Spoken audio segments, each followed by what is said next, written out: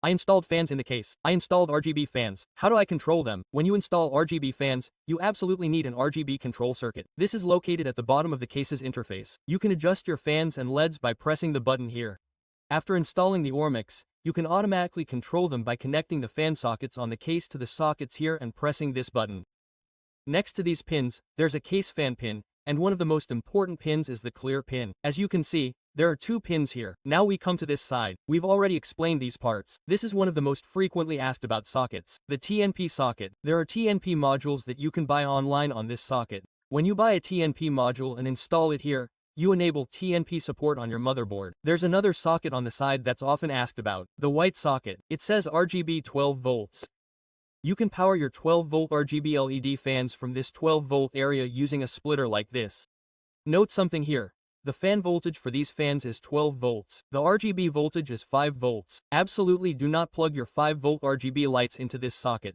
Looking at it, we can see that it's a 12-volt socket. There's another interesting socket, which is often asked about. Necdet Abby, my motherboard has a COM port. What does it do? Quote, although not widely used today, this motherboard is an old one, so it has a COM port socket. The COM port socket is a type of port used in older computers, motherboards, and various printers. It's also known as the DB9 serial port. It was also used to upload software to older satellite receivers. It has a header group of 9 pins. This socket doesn't really interest users much.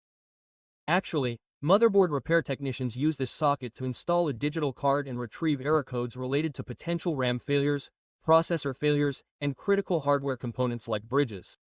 Also, as you can see, there are BIOS software chips here. These chips can also be accessed and software can be loaded through this socket, making it one of the important sockets. It's called the TB header. We mentioned Thunderbolt. There are Thunderbolt converters that plug into the PC Express slot. A cable is connected between this converter and this socket, and this is what we can call the Thunderbolt cards management socket header. We've explained almost all the sockets here. Now let's power on our motherboard. Let's do a few exercises and see where and how to connect the cables, and what to pay attention to. Let's end this long video.